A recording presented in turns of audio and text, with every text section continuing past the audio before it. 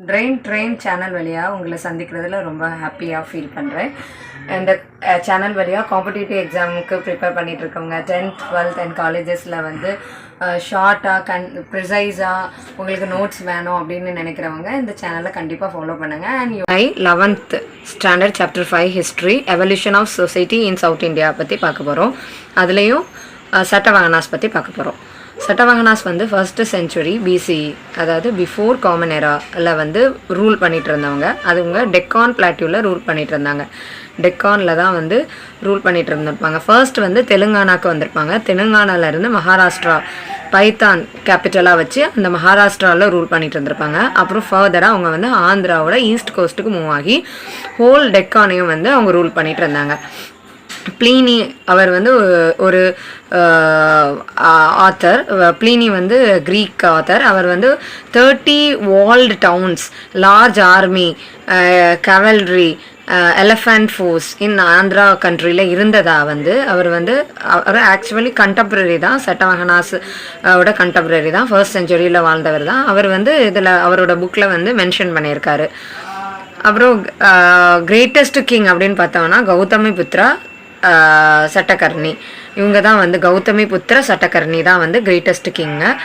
இவங்க வந்து யாரை டிஃபீட் பண்ணியிருப்பா அப்படின்னா நாகப்பனா சாக்கா கிங்கை வந்து டிஃபீட் பண்ணியிருப்பாங்க.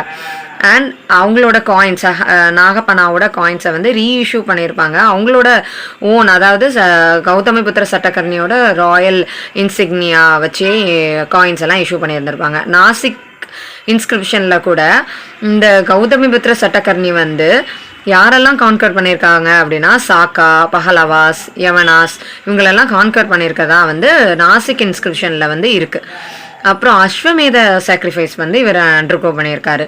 அடுத்தது ஃபர்ஸ்ட்டு நம்ம இவங்களை பார்த்தோம். செகண்ட் கௌதமிபுத்திர சட்டகர்ணியை பார்த்தோம். செகண்ட் வந்து யாருன்னா விசிஷ்டபுத்திர புலிமாயி. இவங்க வந்து கௌதமிபுத்திர சட்டகர்ணியோட சக்சஸர்.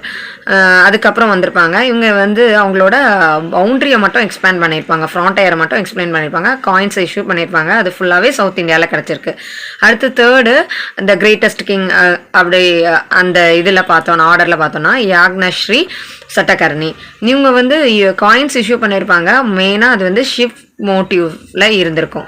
ஷிப் மோட்டிவ்ல இருந்தனால அவங்க வந்து ஓவர்சீஸ் ட்ரேடு வந்து பண்ணியிருக்கலாம் அந்த கிங் அப்படின்னு நமக்கு தெரியுது. அடுத்தது வந்து கிங் ஹாலா, 4வது பார்க்கணும்னா கிங் ஹாலா. இவங்க வந்து ஒரு புக் வந்து எழுதியிருப்பாங்க, கதா சப்தசதி. இது வந்து ஒரு 700 லவ் போயம்ஸ் உள்ள புக்கு. இதை வந்து மகாஸ்ரீ பிரத்ரிக் டைலக்டில் வந்து உள்ள புக் போயம்ஸ் எல்லாம் வந்து பிரக்ரித் டைலக்டில் இருந்திருக்கும். இதோட தீம் வந்து எது கூட கம்பேர் பண்ணுறாங்கன்னா சங்கம் போயமில் உள்ளது மாதிரியே இருக்குது அப்படின்னு சொல்லியிருக்காங்க. அதோட தீம் இம்பார்ட்டன்ஸ்னு பார்த்தோன்னா சட்டவாகனாஸோட இம்பார்ட்டன்ஸ் வந்து ராணிகேட் இன்ஸ்கிரிப்ஷனில் வந்து டேக்ஸ் எக்ஸம்ஷன் வந்து யாருக்கு கொடுத்துருக்காங்கன்னா புத்திஸ்ட் மாங்குக்கு லேண்ட் கிராண்டில் உள்ள டேக்ஸ் வந்து எக்ஸம்ஷன் கொடுத்துருக்காங்க. புத்திஸ்ட் மாங்கோட லேண்டை வந்து டேக்ஸ் எக்ஸம்ஷன் கொடுத்துருக்கிறது வந்து ராணிகேட் இன்ஸ்கிரிப்ஷனில் வந்து கொடுத்துருக்காங்க. பிராமின்ஸ்க்கும் லேண்ட் கிராண்ட் கொடுத்துருக்காங்க. லேண்ட் அதனால இப்படி லேண்டை வந்து கிராண்டாக கொடுக்கறது மூலமாக இந்த லேண்ட் பேஸ்டு சோஷியல் ஹைராக்கி வந்து உருவாகிடுச்சு.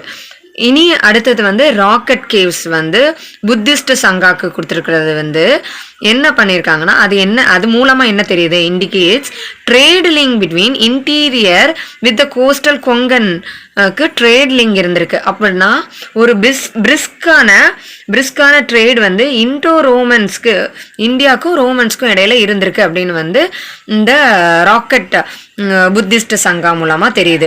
இந்த சட்டவாகனாஸோட பவுண்ட்ரி, அதாவது அவங்களோட டெரிட்டரி, அவங்க எவ்வளோ தூரம் அந்த டெக்கானை ரூல் பண்ணிட்டு இருந்தாங்கல்ல அந்த டெரிட்டரி வந்து இந்த மேப் மூலமாக தெரியுது. புராணாஸ்லேயும் வந்து ஜீனியாலஜி, ஆந்திரா சட்டவாகனாஸோட ஜீனியாலஜி வந்து பார்க்கலாம்.